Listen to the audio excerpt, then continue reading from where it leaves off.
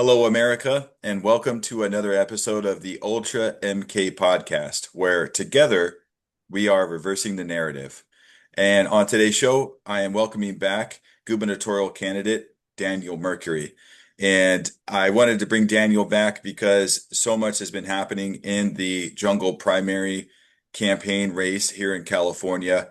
And I think it's time that we talk about some of the candidates, especially on the Republican ticket, that need to be discussed and policies that even myself as a California native and resident would be totally against should some of these candidates get elected. So I wanted to bring Daniel back because I think Daniel has what it takes as a gubernatorial candidate and to be governor. I believe in all of the things that he has really tried to bring to the public and to expose to the public, especially when he leans on biblical truth and constitutional truth. It's really important for me. He's one of my favorite candidates in this race, and I'm just so glad to have him back.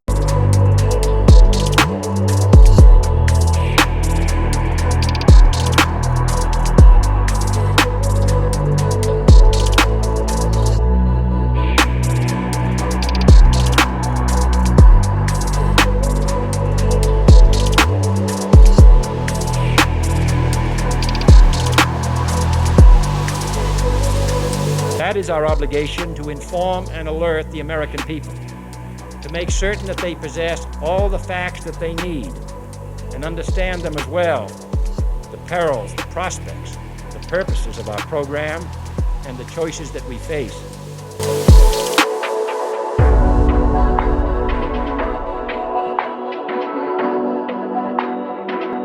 Daniel, how are you?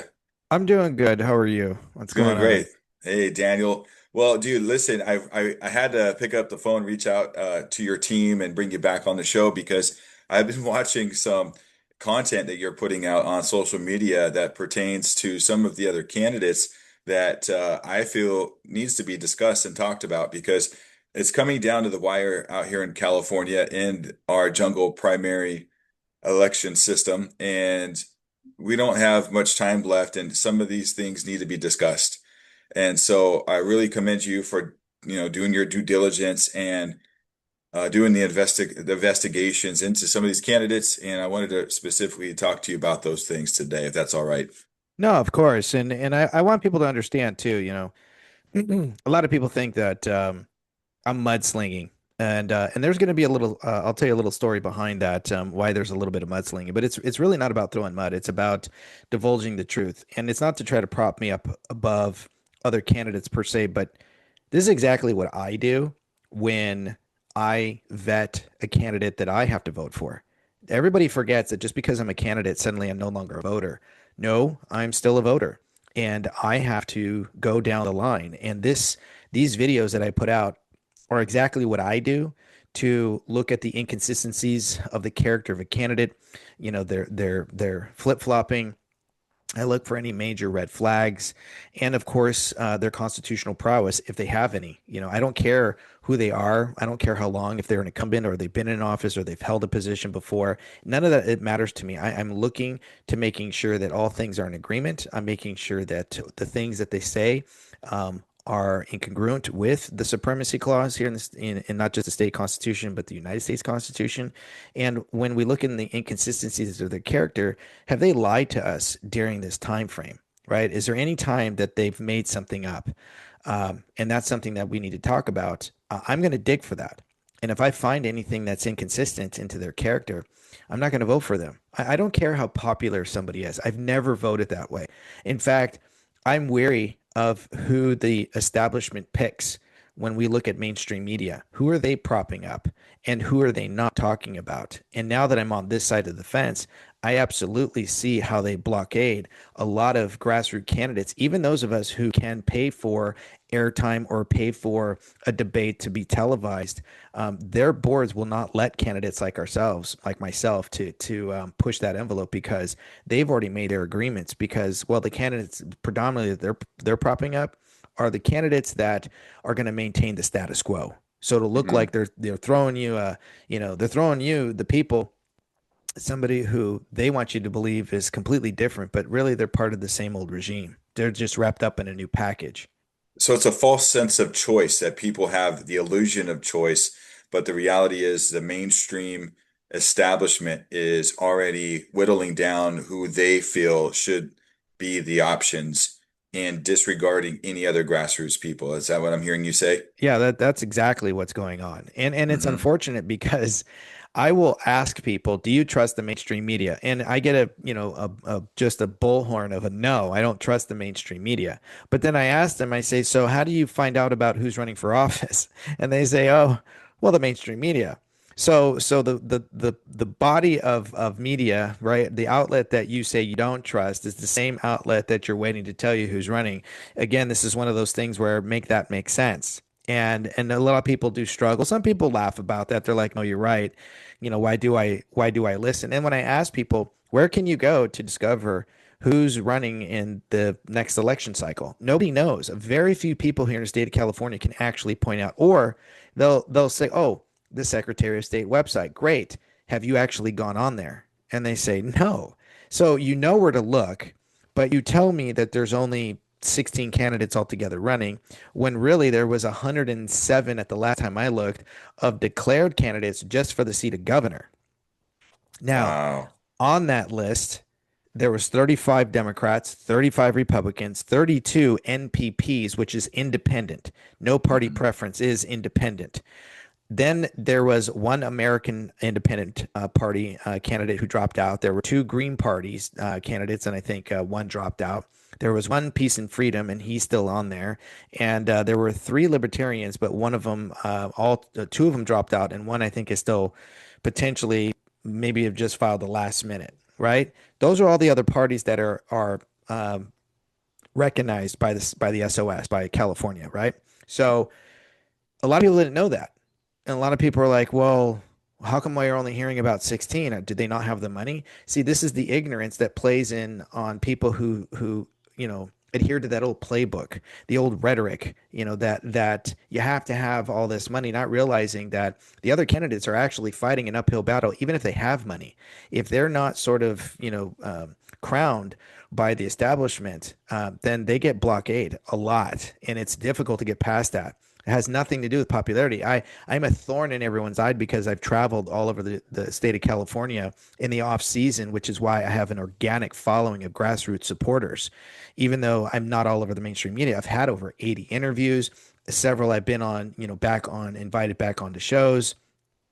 And so I do have that. And other candidates who are the establishment picks do know that, because wherever they've gone, other people have ended up saying, I'm not going to vote for you. I'm voting for Daniel Mercuri. Even if you win top two, I'm not going to vote for you at all. And they've actually called me and said that that's a terrible thing, because they're like, we got to win back this state. And I'm even thinking to myself, you shouldn't even be running.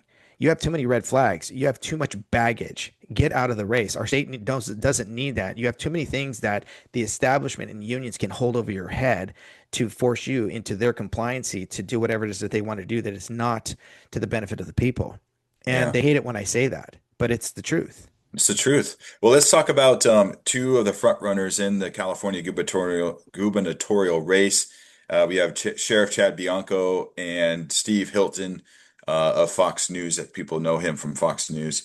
I'm going to go ahead and share screen with you, and I want to bring up this highly controversial chart that you had posted recently on Facebook. I really like it. I feel it's important for us to share this thing. So let me just pull it up here on screen. And here we go. So, this is something that you had put out on Facebook, titled California Governor Race 2026 Tale of the Tape. And you see information on Chad Bianco. It says he is a Republican rhino sheriff, originally from Utah, but he had left his state, a BLM Marxist sympathizer, anti-ICE, supports DEI, and that's supported from the Desert Sun, pro-amnesty, worst crime-solving county, supports deputies OnlyFans porn, and the source for that information is Take Your Power Back interview. There's the third assassination hoaxer promoted by Pastor Jack Hibbs, propped up by mainstream media, Republican candidate who says he's leading in the voter polls. He says that himself. So that's interesting. Then we have Steve Hilton, closet Democrat, political commentator, originally from the UK and left his country, ties to the UK Tory party.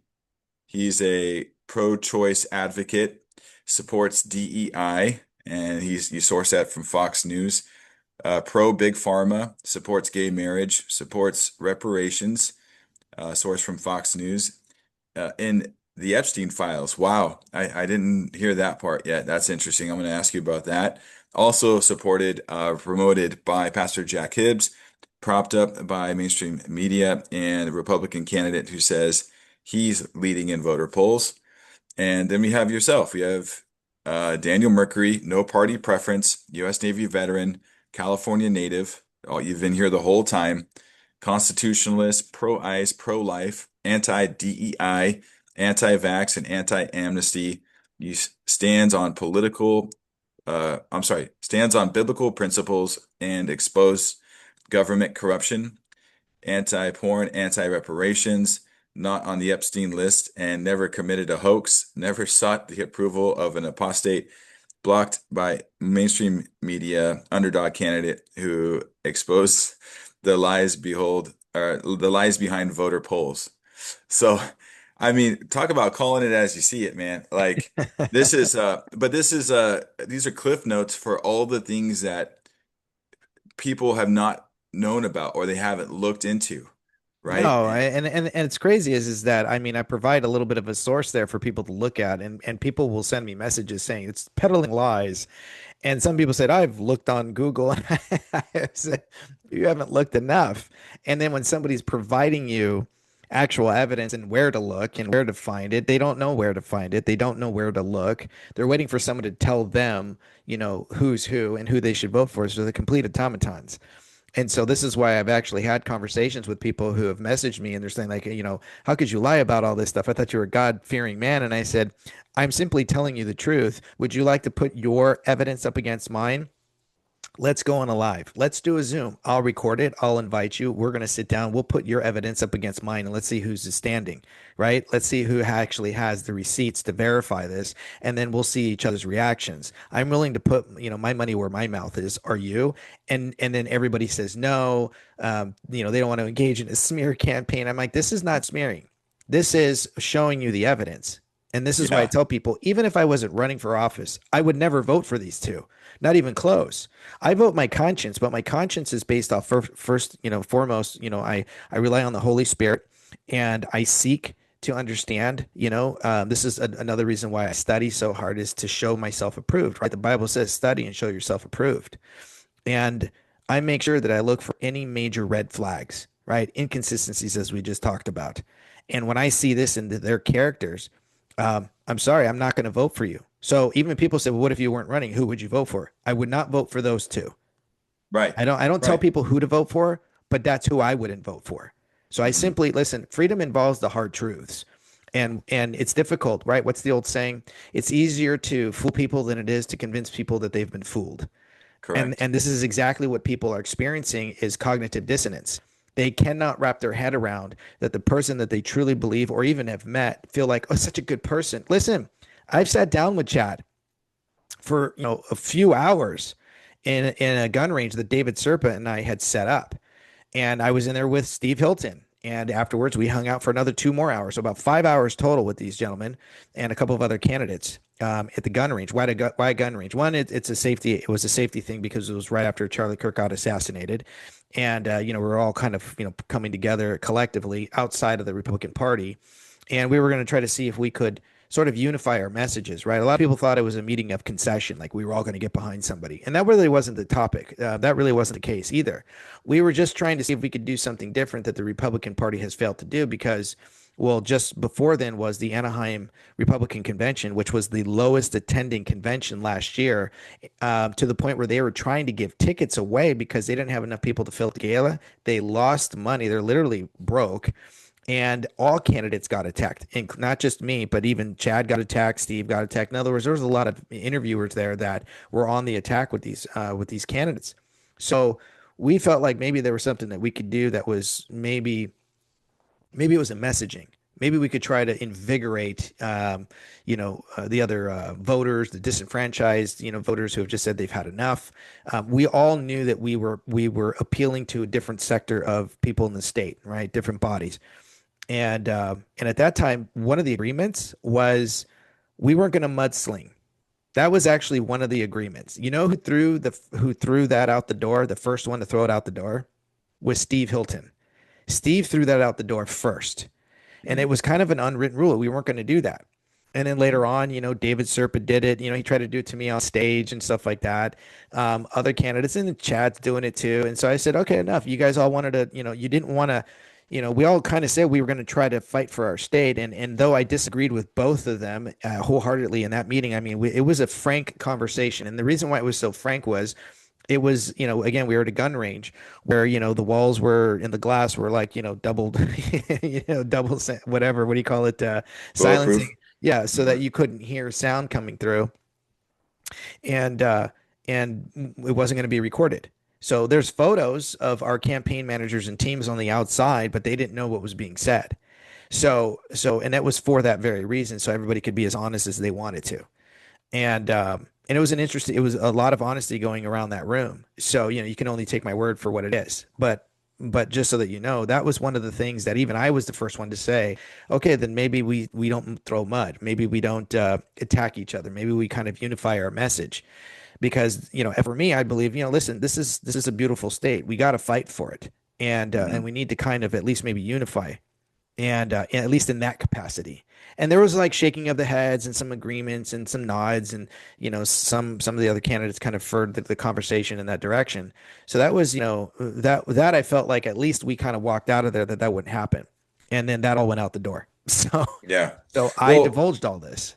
yeah, I mean, I want to think that you guys would take a gentleman's approach to the race and the strategies behind it.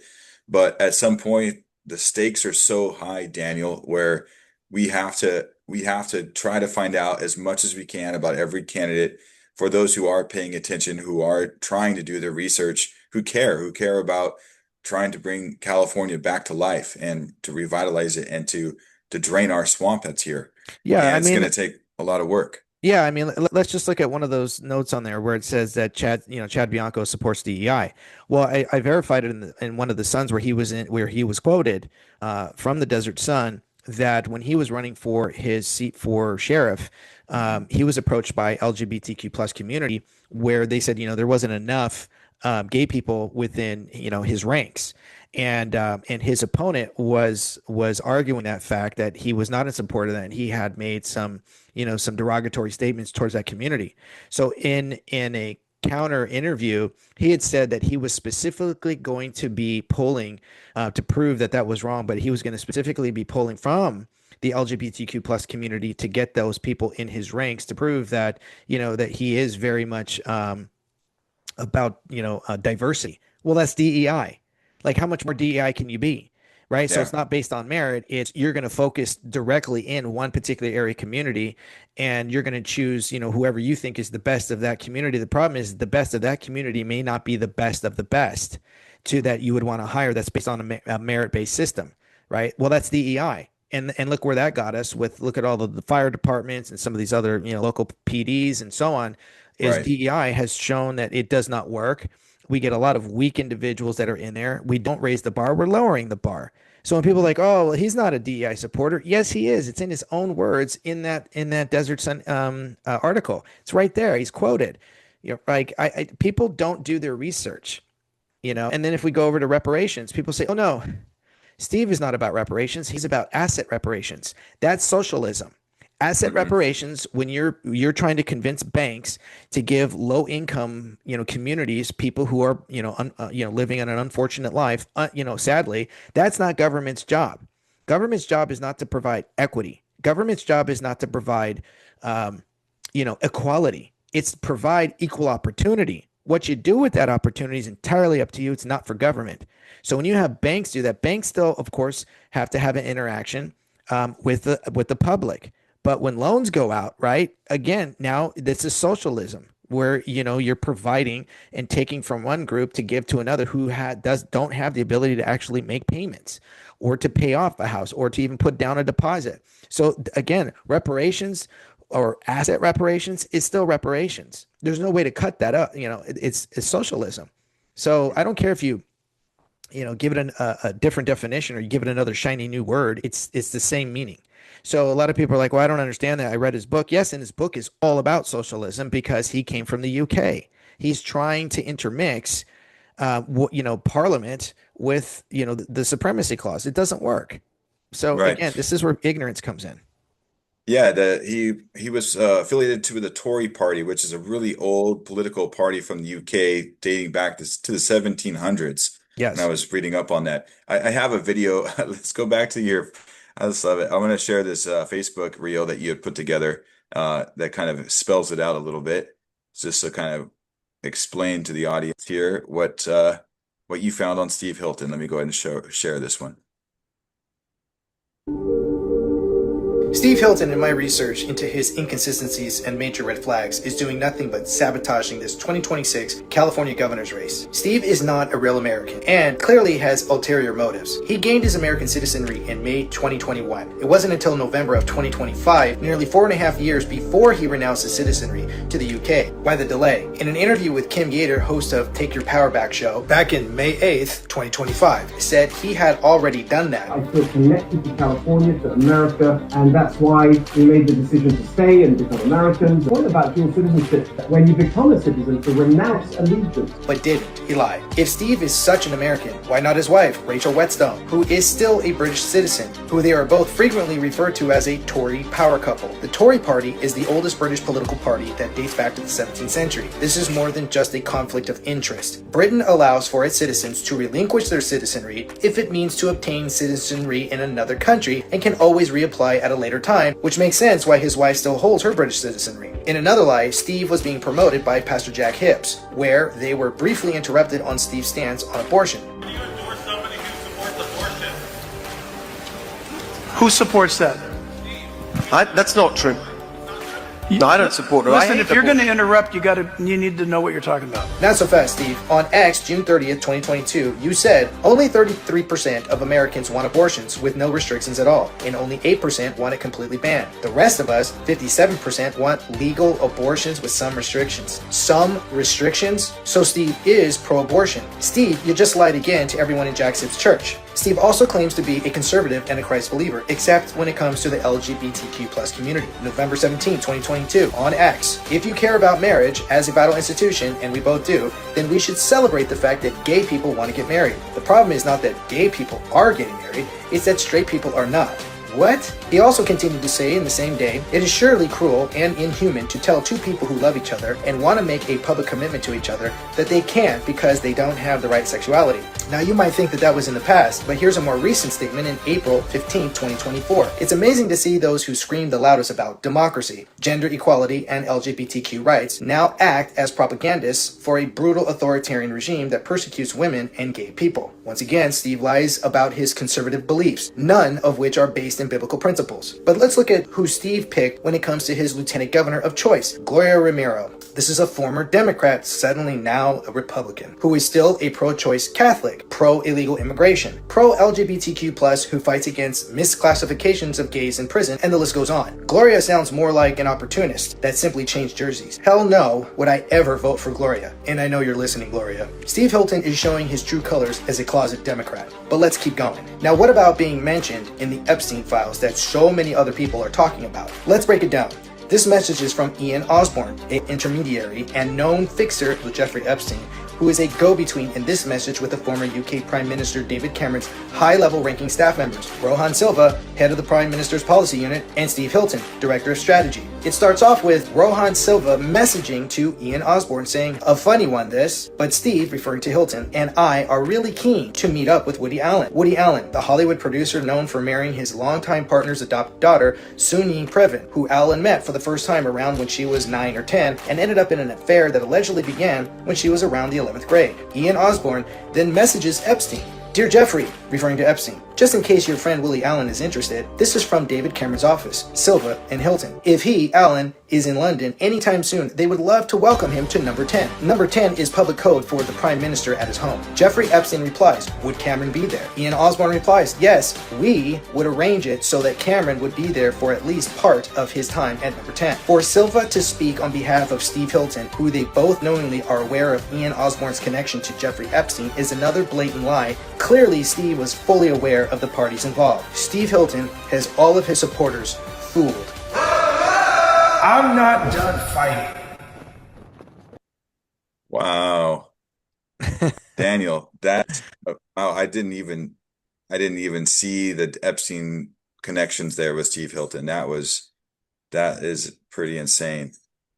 Yeah, I mean, a lot of people are upset about it, and he just recently, wrote about. I actually have a screen grab of it, but I didn't put it in there. Where, he was talking about the fact that this is a joke, right? No, it's not a joke. Let's just look at Woody Allen. Woody Allen is known in Hollywood for being a pedophile, for exactly what he did, and his movies. Many of them award winning, and of course, what do we call Hollywood? Pedowood.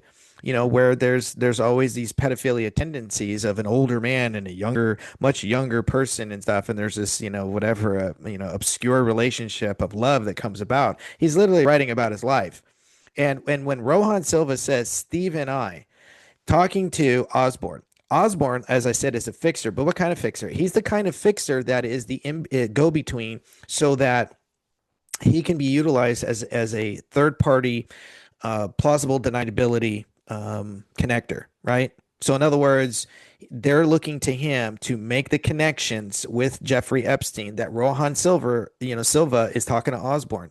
Osborne is that separation factor to be like, hey, listen, find me a connection so that we can do this, but keep our names out of it at the same time. So when you dig into Osborne, you're going to see exactly, how close his ties are with Epstein. So when Steve is like, oh, well, I'm just once removed. Nonsense.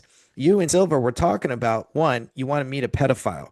You know that Woody Allen was a pedophile and is a pedophile, and yet at the same time, you want to meet him. I would never want to meet any, like, a lot of people are like, well, even though somebody in Hollywood has a shady past, would you ever do a movie with them, right? Because I work in the entertainment industry, and I said no. I mean, again, you've got to have standards in your life.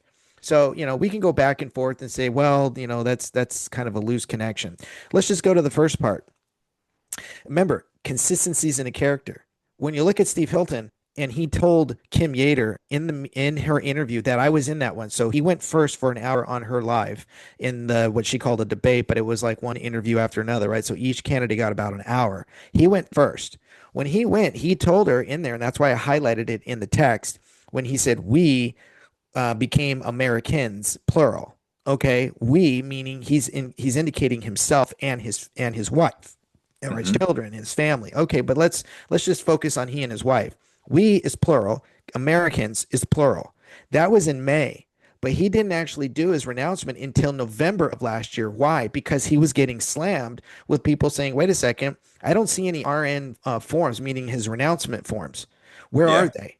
We don't see them. And then when you look at the policy of Britain, they clearly know that when one of their citizens is trying to obtain citizenry, they allow for them to renounce it if it means to obtain that citizenry. And then they can always come back and they can regain it because they know what they're trying to do.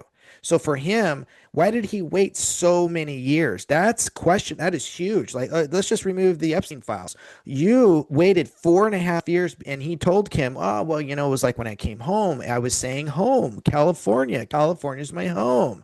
And we became Americans. Nonsense. His wife has never filed for her citizenry.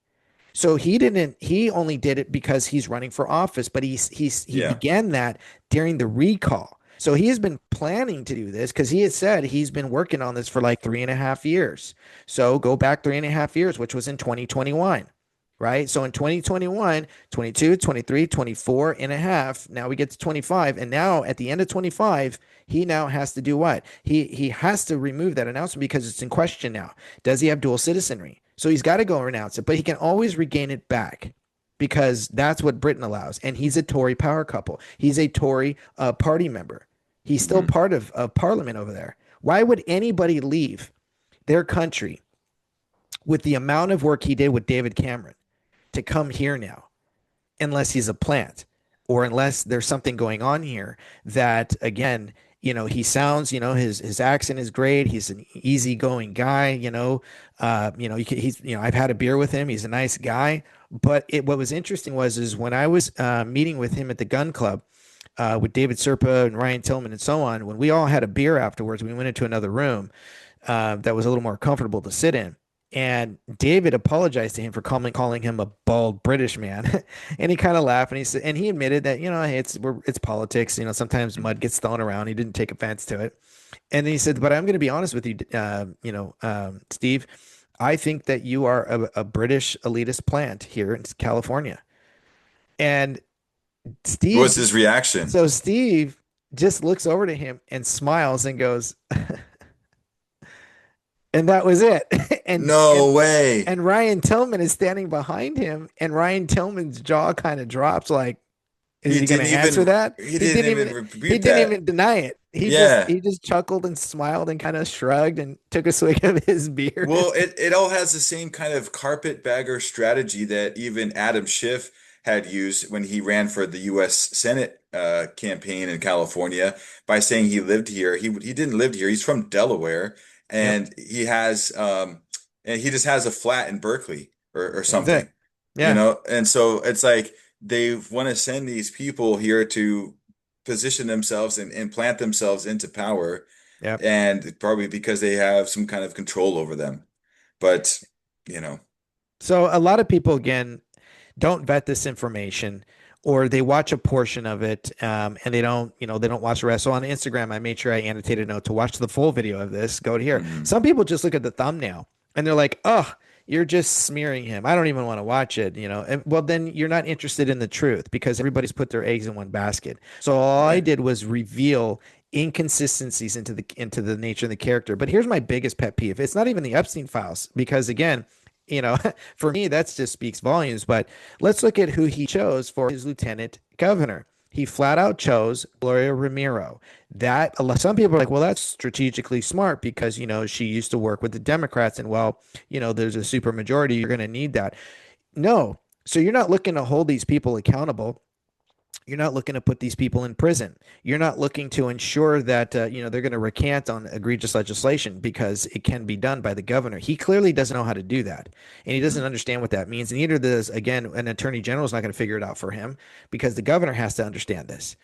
And so when I look at Gloria Ramiro, we're still dealing with the bills that she's passed back then today. Right. Again, when it comes to the Second Amendment, when it comes to LGBTQ plus and DEI programs, she's one of the biggest reasons why so many women have been raped in our state penitentiaries, because of the whole mentality of transgenderism and identifying as the opposite sex, right? And so they've moved them over into that. She was one of those. She was the proponent of that. And so it begs the question, why would you get behind somebody like that? Because you're going to have to negotiate with the swine degenerates who've already proven themselves to turn their backs on the very constituents they swore to protect? Nonsense. That just told me your true colors. I would never align with somebody like that. And people think that, well, you got to play the game. Everybody who says, well, you just got to play the game are the people peddling the same nonsense that we're enduring right now. And then they wonder why nothing ever gets done, because you're willing to rob Peter to pay Paul, thinking you're going to get a different result. Yeah. No, you're playing the wrong game, right, by even saying that and doing that. It's not the way to fix this problem. No. Do you have a lieutenant governor in mind for I yourself? did. I did. He was very close to doing it. I won't mention his name Hmm. because I know he wants to kind of stay out of it. And he's actually, but I will give you a hint who he is. He is the one who wrote up the report on the investigation that handed it over to Pam Bondi on Adam Shifty Shift. Mm. And so he was the one who wrote that up. That is why he's under fire right now. And so that individual was somebody who I spoke to greatly. He's a big supporter of mine. And he ran for office. He's one of the few here in the state of California that actually made it into the general as a write-in, which almost Mm. never happens in California. And Right. so he's a very smart, intelligent man, former attorney. He's still the kind of guy that law firms will call him, even though he's no longer, he's relinquished his bar license. He's still called upon to dig in deep for a lot of these other groups. So he and I see Yeah. eye to eye on a lot of stuff. Unfortunately, he just said he can't do it. Not that he didn't want to, but he just felt like, you know what, he's got other things going on, and unfortunately, he knows just how swamp, fested our state is. Yeah. And then the second person was as I announced at the Garden Grove when David Serpa tried to throw me under the bus. It was David Serpa. And I sat down with Ryan Tillman and David Serpa when we were at I want to say it was a November, December event in Irvine. And, we got a lot of cheers and rahs and hoo-yahs and stuff. And, we always greet each other whenever we would see each other at an event. And afterwards, we were talking and then, we kind of thought, maybe the three of us, because, we, wherever we went, we always seemed to, motivate a crowd and, we get a lot of cheers and, people just get really inspired. And I told him, I said, I really think there's something here. So I set up the meeting to, a neutral location between Steve, or not Steve, Ryan and David. And, when we sat down, we had lunch, we kind of expressed each other's differences and stuff. I basically said, I think the three of us, could actually take this state. And I think if we combined our teams, I said, I think there's, and we campaign together. Wherever one goes, the other ones go. I said, I think people are going to notice that. And I said, and I told David, I said, we have biblical names. I think a lot of people are going to remember David and Daniel, Daniel and David. Like for them, that's just going to them, it might resonate, biblically, and it might, ignite a lot of sleeping religious voters, Christian voters and stuff. And, we kind of came to an understanding. Ryan was immediately on board to run for SOS. And I had asked David to run as my lieutenant governor, and his pet peeve was, well, why you and not me? And I said, well, first off, I'm 10 years your senior. He's 40, I'm 50. And I was like, I said, I don't want to be a lieutenant governor. 8 years later, I'm 58, and now I'm going to try to be a governor and going into my 60s. No, I'm here to retire. I want to fight for my state, and if I can clean house in the first term, I'll bounce after that. And I talked a little bit about my ideas for lieutenant governor, and then even Ryan was like, he's right. He goes, I looked into Daniel. Daniel's been out there for like years. And so, and even David was like, excited to meet me when we first met each other and he'd watched like hours of my content. Cause you can go on my social media pages. You can see I have hours of content, and he said he would think about it and he'd pray about it and he would call me. And same with Ryan. Well, Ryan called and we spoke and he said, he was game. He's willing to move forward. And David never did. Mm. Well, David, he's chosen a different path now. I think he's running for treasurer, yeah, for and state treasurer. yeah, he's running for treasurer, and we talked, and I told him, I said, I think you could be lieutenant governor. I said, I think you'll smoke everybody in Hmm. there. I said, I think you'll have a great chance, especially, at that time we already knew Gloria Ramiro was being chosen, but for him, he felt like he needed more of a guarantee, and he was kind of betting on horses and stuff. So it was more of him being an opportunist, and he never called me. Instead, he threw me under the bus, or he tried to, and telling people, I think you should run for state of Secretary of State. And I was like, why? Because you said so. Who made you the end all to be all that's what I have to do because David Serpa said so. And so, Hmm. he really lost my respect when he did that.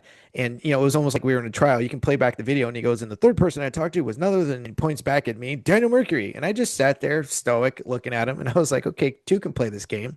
And I called, one other person. That was David Serpa, and he kind of looked at me. And afterwards he came up to me and he was like, yeah, touche, good job. I forgot about that. Yeah, you did. You didn't even have the decency to call me back and say, you know what? I really thought about it. I prayed about it, and I really think I'm going to go by way of a different direction. That's fine. It wasn't going to hurt my feelings. It was just an idea. Hmm. And so now, yeah, he's running as treasurer. Hmm. Yeah. Good luck. Uh, Yep. Yeah, things can happen, and it is politics. It is a dirty game. I know both of you guys on a personal level, and I think that you and David have a lot of amazing attributes. And if it didn't work out with that strategy, it doesn't mean it may not work out on a different one. And so, but yeah, you have to look out. You have to look out for your race. You have put in a ton of time campaigning all across California for multiple years, and so. Yeah, I completely understand your perspective.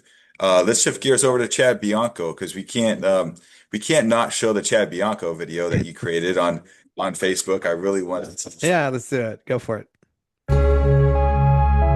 As of late, Sheriff Chad Bianco is showing his true colors, but his true nature has always been on display. Chad is now open about finding a pathway to citizenship for illegal aliens here in California. Amnesty. Again, apparently, Chad is completely unaware of the fact that there have been several pathways to citizenship in the past. Let's talk about the Immigration Reform Act of 1986, signed into law by Ronald Reagan, the Central American Relief Act of 1997, Family Equity Act of 2000, DACA of 2012. There's work programs such as H-1B, H-2A, H-2B, EB-3 visas, and so on. But look at his pattern of behavior. It's been out there the whole time. October 13, 2024, Los Angeles Times. Chad Bianco said he won't perform any type of immigration enforcement. June 7, 2025, News LA. After President Trump began his crackdown on illegal aliens, Chad Bianco said the Riverside County Sheriff's Office and your deputies have not, are not, and will not engage in any type of immigration enforcement. That is the sole responsibility of the federal government. The Riverside County Sheriff's Office have spent years building a positive relationship with our immigrant communities, many of which inherent fear of law enforcement from the experiences in the countries from which they have fled. We are not like other places. So he wants a positive relationship protecting illegal aliens who have never been vetted, putting all lawful citizens at risk.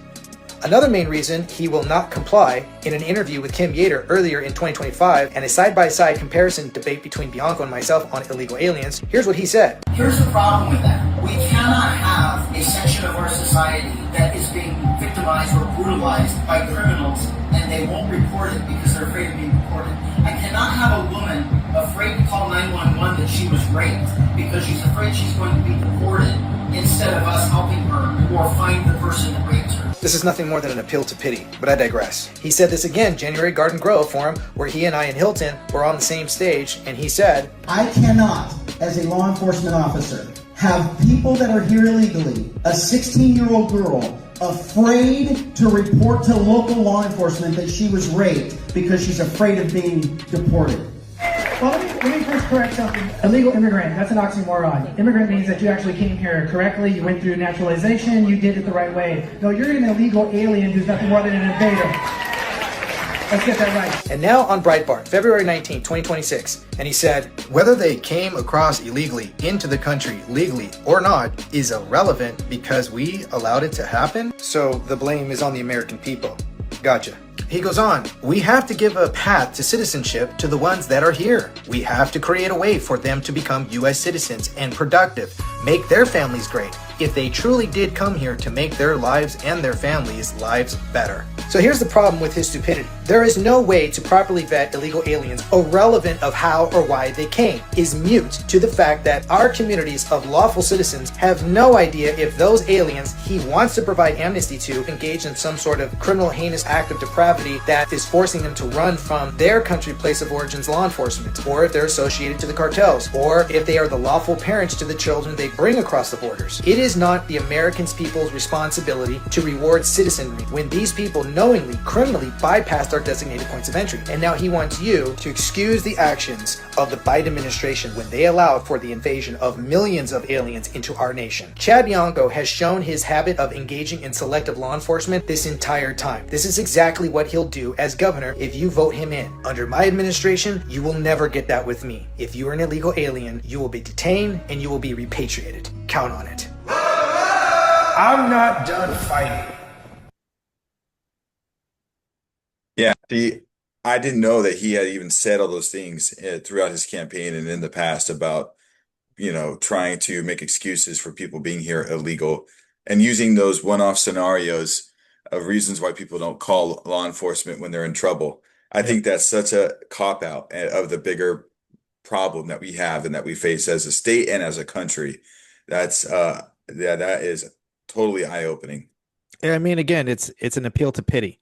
It's designed to make people feel a certain way that makes them feel like, well, okay, yeah, we should throw out the Constitution, right? We should, we should disregard the Supremacy Clause. And a lot of people don't understand the Constitution, which is why they feel like this emotional pull on their heartstrings is really the way to go, not realizing it's a violation of law and order. And he's purposely doing it. He's proving to you that, he's engaging in this. And so that's an issue that shows you his inconsistency in who he is and what he stands on. And, he came out with a counter he came out with a counter, what do you call it? Um, video Mhm. that video says, well, he wasn't talking about, amnesty. A pathway to citizenry. When you say a pathway to citizenry, is what Ronald Reagan was talking about when he chose the word amnesty. So when he spoke about amnesty, this is Ronald Reagan, then it became defined as a pathway to citizenry. So all he did was just change up the words, but it means the same thing. And in his counter interview that I'm actually going to break down again, because I can tear apart his argument on a daily basis. He sits there because he's trying to counter actually me and Steve. Steve didn't actually say anything about it. He was actually referring to me, but he can't say my name because he doesn't want to give me any sort of props because it'll lead people over into my direction. So he said Yeah. Steve. Steve never actually did a video countering what he had wrote about in that Breitbart or in that Breitbart interview, which is on video record. So all they did was just quote in there if people just wanted to read it but not watch the video.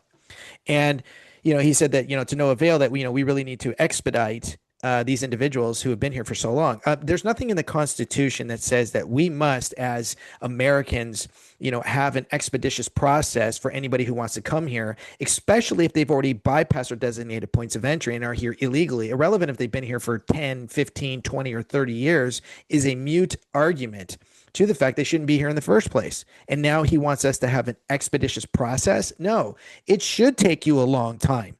It should take you 10 years on average. But then he blames Steve because, well, Steve had the money to go through the process, in a more expedient manner. Well, God bless Steve because he had the money to do so. But we are not required nor demand it, or should the burden of responsibility fall on the American people that, well, you're here illegally and, well, you've been such a good person this whole time. I don't know if you've been a good person when you left the country of origin. I have no clue if you've committed mass murder. I don't know if the children that you're with are your legal, lawful children. I have no clue. In fact, I know for certain because I was in the military. I used to fly down on the borders and we used to guide, border patrol where there was, a pocket or a pack of, of illegal aliens, trying to come across, very tumultuous terrain. And coyotes were leading them through that. And we would guide them to the lat long and then help them get back. And in the process, sometimes, we would eventually find out too in the reports that some of these members that were coming across are tied to the cartel. So the cartel or some other criminal enterprise are are trying to get people into our country so that they work here, and then when they file their taxes, when they stay under a certain bracket, a low finance bracket, right, they actually get more money back. So they don't only just get their returns back, they get more money back, and then they don't reinvest it into our state and our communities. They send the money back out and they send the money to the cartels. So it's a Wow. guaranteed pay, constant paycheck that they come here so they can work here, but then the cartel or some criminal enterprises will keep tabs on that member's family in the country of origin, right? So Right. if as a threat, so if they're not working here, right, that money is being sent over. So it's a way again that these people are being enslaved by these vicious criminal enterprises. So we have a responsibility to ensure that we catch all of them. But the only way to do that is to detain them. That's it. There's no other way. Yeah. Now, when we talk about sanctuary laws, he didn't want to enforce it. And so in one breath, you can go back to Kim Yater's interview when he was one of the first rounds, whatever the governor rounds that she was doing. Yeah. The showdown. Yeah, the showdowns. So when she was doing those showdowns, the first one was with him and then Leo Zaki and one other person. I think it was Leo Naharno. So when you go back to that, he was talking about how his department would fire people, for discrepancies of not upholding or being, above reproach and ensuring that, the department looked good and they maintained high standards. And then the second breath, he tells Kim Yater that, one of his deputies who's engaging in fan only porn with their wife and for money, that, well, he can't do anything because, he's not doing anything illegal. Right. But yet he would fire everybody else for doing something that would make his department look bad. And so then in one breath, he says that he fought against Gavin Newsom against the mandates when it came to the lockdowns and the COVID-19, forced injections. And then he turns around and he says, but my hands are tied because of SB 54. So that's what you call inconsistency and selective law enforcement. So he moves the narrative around. I can tear him apart all day long. That's why he doesn't want to debate me. And I don't ask because he doesn't have the mental capacity, he doesn't have the cojones, he doesn't have the will, he doesn't have any of that. He gets angry every time he gets challenged. And so when this happens, and you look at the fact that he's engaging in selective law enforcement, right? He's showing you that he will always pander. And when we look at the fact that, he tells people, well, what about, these raped victims or whatever, right? That's not the case. So when it came to SB 54 and his hands are tied, SB 54 is a law that removed discretion. So in other words, when the Democrats enforce discretion, right? Or when they enforce 54 SB 54, they remove discretion. So in other words, when a county sheriff or local PD arrested somebody for a crime, and later in the middle of the investigation they discovered the person was an illegal alien, they would call ICE, and then they would come and pick up these illegal aliens around 12 to 4 o'clock in the morning. So 12 a.m. or 4 a.m. in the morning, they were out of sight, out of mind. They weren't on the streets, and they would remove that person out of our communities, and then they would repatriate them after they were, processed through immigration courts, right? So SB 54 forced our ICE agents, federal agents, to basically to militarize our streets, which I don't agree with. I agree with the discretion. You don't want the public to see this because, yeah, it plays on the heartstrings. Like maybe the neighbors who knew that person, thought that they were a wonderful person, but they didn't know that they had a past, or they didn't know that they came here illegally because they've been hiding out here this whole time. But SB 54, before it was implemented, ensured, we had that discretion to ensure that safeties and communities, and we weren't militarizing our locations. So he chose, in one breath, to fight against Executive Order N6720, which was the lockdowns and the mandates and the regulations that came with COVID-19, during that time frame. But then in the other breath, he's like, I can't do anything about SB 54.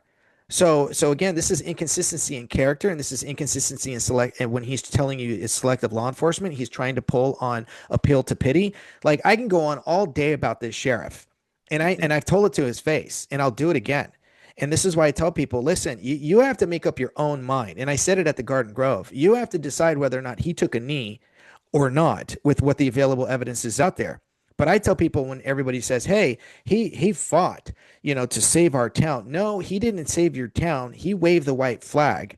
He gave into it. He became a sympathizer. And because he waved the white flag, they didn't need to destroy the infrastructure anymore. They owned the infrastructure because now they know that he will comply with their demands. So BLM, a Marxist group, owns the sheriff of Riverside. He didn't save the town. He waved the white flag. He surrendered the town. That's why they didn't destroy any more than what they did. Wow. Yeah, no, it's exactly what I saw. And he pandered to the Christians when he was trying to lie about it and say that he was praying. So it's just this guy is willing to put on any mask of the day to appeal to whomever he wants to try to win over in that conversation. And here's the argument to that is, as a veteran, I've never taken a knee. Right. I've always fought against the jihadists, I 2 tours, 3 ops, right? Not once did I ever do that. And when you look at him, you got to give him credit because listen, he is a smart man. He is not a dumb person. So the sheriff understands where he's at, but if you look at it, he trapped himself in his own ignorance though. Because again, right, he thought he was, he thought he could beat the system. He didn't think anybody would catch on. But if he took a knee in solidarity, then he violated his oath of office. And if that's the case, if you look at Kash Patel, the new FBI director and the former deputy director, Dan Bongino, what did they do with everybody who took a knee and they posted it up online that were FBI agents, right? They fired them all. Why? Because it's violation of oath. It's antithetical to the supreme law of the land, right? The supremacy clause. And Marxism is the antithesis to the supreme law of the land and to the Constitution, right? So when we look at that, that means that if you kneeled in solidarity, you can't any longer be in that seat because now you are a sympathizer. So you have to be removed because it's a conflict of interest, right? You can't serve two ideals, right? Because if anybody has ever read the Communist Manifesto that was written by Karl Marx and Engels, who they also wrote the Pillars of Abolition, then you'll know that Bianco is lying again to the fact that he said that he was asked to pray. Well, Marxists don't pray. They don't believe in God. They're atheists. So and how do you know this? Because you have to read your history about Karl Marx and Engels and Communist Manifesto and of course what they stood on. Well, if that's the case, then he's either showing the fact that he's lying when he took a knee and he's, saying that he was praying. Um, then you have to say, well, then you're inept, because then you were duped into a group that says on the BLM website, we are a Marxist group. So then you didn't know your history. So then you're a sheriff who didn't know his history and got duped into praying with people who don't actually believe in God. Okay. But he has to take that to his grave, because it's easier to take that, because if he's to be investigated by the DOJ or the next governor, if he doesn't become governor and they want to eradicate any kind of sympathizers, then the chief executive of the state can investigate the sheriffs and then forcibly remove them under that investigation, because it's a violation of their oath of office and fiduciary delinquency and criminal misconduct for what they're showing, right? They're displaying it on public. But if he can prove that maybe in some way he was praying, or that he takes that to his grave, then it provides reasonable doubt if he was to ever be investigated, right? So either way, as a voter, you either violated your oath willfully because he was an opportunist at that time, or he's inept and he's trying to provide some sort of reasonable doubt. Either way, I would never vote for somebody like that. Mm-hmm. See how easy it is for me to break this apart and tear him apart and just show you his inconsistencies and what a liar he is. But hey, you have to take the information for what it's worth and test the spirit of information out for yourself. And if you refuse to believe it, don't come crawling back and crying and complaining that he threw a few bones at you and now it's right back to business as usual. The man will say whatever he has to get in office. That's why I'm here. And people are like, you're going to split the vote. No, I'm providing you an opportunity to do something different. We're not going to get another opportunity. I promise you. It's not going to change. If we put somebody like him or Steve Hilton or Katie Porter or Swalwell or Mahan in office, all of these people are just again shiny turds that are wrapped up in a new package handed back to the people. Right. They're all establishment or uniparty candidates, right? Yes. And we only have a few more months left to get this messaging out. And I know that you've been stiff-armed from the establishment media and platforms that aren't going to give you a voice. But if anybody out there who is watching this podcast or listening has connections to anything, like what would really give you a better fighting chance in this race? Would it be, some kind of an opportunity to speak on some kind of a big network of some sort, or what would really be I think that would be incredibly helpful. We've actually talked to Fox. We even told them that we would pay for, a debate of our own. And they actually had to talk to their board because, Fox 2 in Sacramento had a debate with Steve Hilton and like 4 other Democrat candidates that was facilitated by the Black Alliance Group, which is a Democrat leftist group. So they facilitated, meaning they paid for it. When we found out, right, and we contacted Fox, Fox has a responsibility under the FCC rules here to be compliant for equal airtime in the same mannerism that was provided to the other candidates. So we said we'd pay for it. What did they charge? And they had to go back to their board, and the board came back and they said they wouldn't allow me to do it. They said they weren't going to allow for it for various reasons, but that was undisclosed. And so the salesman of that department was saying, hint, hint, you might want to take the FCC to your legal team and then provide a letter of, compliancy to our legal team. Wink, wink. Like that's the only way they're going to let me in. So we are going to try to go that route. But then we contacted ABC, CBS, and NBC because Chad's team posted up that someone sent to me, said, hey, are you going to be at these debates?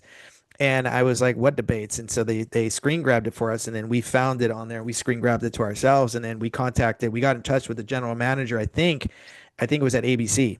And the general manager said, Chad wasn't supposed to post that out there. Or at least anybody that's on his team should not have blasted that out there. It's still under wraps. But now that we know, same thing. The legal department now knows that we know. So, and those debates are being facilitated by USC and one of their political departments that are funded by the university. And so, if that's the case, they said we can't. We're not the facilitators, but invitations are going to go out once they know who's officially made it on the ballot. And okay, that's great. That's a fair argument. However, it's not too fair because of the fact that it's like, well, how is it that Chad was already invited? And of course, they were kind of stuck on answering that. And I said, that's okay. It's because he's the one who's facilitating it through the USC, or at least his team is, which is fine. Candidates can do that. But then the FCC is the media is stuck because now they also have to they provide us the same equal airtime now that we know in Right. advance. And Right. so this is an uphill battle for grassroots candidates like myself who are saying, I've got donors who are willing to pay for it. I don't take the money directly. It's either in-kind donation or they're willing to take it straight out of their pocket and just, be the people who pay the fees. But I owe nothing to anybody. I'm under no contract. I owe no favoritism. I'm not bought out. They know I'm not going to be bought out. I can't be bought. I won't be bought. My vote's not for sale. And they understand this. And this is why mainstream media doesn't like me because I'm not an establishment pick. You should really ask yourself when the voter guide comes out. I already got the rough draft. There's going to be roughly 50 out of the 107. 50 are going to make the ballot for governor, right? 50. Now you're going to have roughly, I think it's like 15, 15 or so Democrats. You're going to have roughly 12 Republicans. You're going to have roughly 15 or so NPPs, one Green, one no peace and freedom. You're going to have those candidates that are on there. Now, when you see that, you got to ask yourself, why didn't you know about those other candidates? It's for two reasons. One, you didn't do your due diligence. And two is because the mainstream media does not want to prop up other options that they don't want because they want candidates who are going to continue the vicious cycle that we're in right now. They want to maintain the quid pro quo. They want to maintain the status quo because they don't want to disrupt. Basically, it's all about the money. And they want to make sure that nothing changes. They're okay with throwing a few bones and then getting back to business as usual. But candidates like me can totally throw everything off, and they don't want that. Mhm. Yeah, we also, I mean, it'd be great to get you on like with like Tucker Carlson or something. He was just recently interviewing some of the candidates running out in Texas for congressional seats. I wonder if he'd take an interest in California. I'm not sure. I know he used to live here and loved California at one state, but we'll see if maybe I have some connections to that. But Daniel, Yeah. if people can find you online, where can they find you and help support you? Well, the best thing that they can do is go to my website, which is danielforcalgovernor.com. So that's DANIEL, Cal, Daniel for, so that's FOR, Cal, CAL, governor.com. So danielforcalgovernor.com. And on there, one of the best things, I have a video coming out that, is going to be reaching out to, a lot of my supporters and just putting it out there that I'm in need of greater donations, for travel, again, for continued expenses. And we have a list of television mainstream media ads that we are able to put out there, but we're going to need a little bit more money so that we can make sure that as my ads go out on the mainstream, we can at least pay for proper time slots that will get us, more eyes, so that voters know that there's other candidates that are unaffiliated from the party, like myself, no party preference, independents. We have no ties to anyone. And then at the same time, we've got a couple of more billboards, though we've got some in-kind donations with that. There's a few more that, we're going to need to pay for, in some of the major metropolitan areas. So that's one of the best things that people can do is start donating, $1, $5, or, whatever the max amount is. I think it's like $37,000, would really be great. So that video is going to be coming out with a QR code, that'll lead you to the donation page. And, if that's not your forte, you can always find one of my social media sites profiles, which is on my website. So if you want Facebook, Instagram, TikTok, X, and so on, YouTube, Rumble, I encourage you to go on there. Find one of my videos that resonates with you. I've got a ton of videos on an exorbitant amount of topics, and I ask you to share them. Look at my policy page, and talk about them with your neighbors and people who follow you. Encourage you to engage in discourse and really compare and contrast the facts of the matter and get my name out there. And lastly, if you want to door knock and hand out flyers, I have a flyers page where you can also download car magnets or yard signs. And car magnets seems to be a big one where I encourage people just stick them on your car and drive around just your neighborhood, your city. Just, drive around up and down the streets, go slowly through the housing areas. And then when you're done, you can just peel it right off and throw it in the back of your car. If you do that once a week or twice a week, that would be great for an hour at a time. You imagine how many people will see that. And that'll go a long way for me. Great idea. Great grassroots idea from a grassroots candidate. That's why you're one of my favorites. And I've met a few of you guys that are out there running a grassroots campaign, and I really pray that God can appoint one of you guys. You're one of my favorites, Daniel. Ever since I met you, you stand for all the right reasons, and we Thank you. really got to take the state of California back. I'll be praying for you. Every step of the way, we'll try to see if we can't find some bigger platforms for you to end up on to tell the story of what's not being talked about in the mainstream narrative, because I think that so goes California, so goes the rest of the nation. So we really have to dig our feet in deep out here and commit, to trying to save the place. So, 100%. Daniel, I really Thank you. appreciate you for coming on the Ultra MK podcast, where together we are reversing the narrative. And Godspeed to you, Daniel. And I look forward to seeing you again on the show. Thank you. Thank you, Matt. All Appreciate you. right.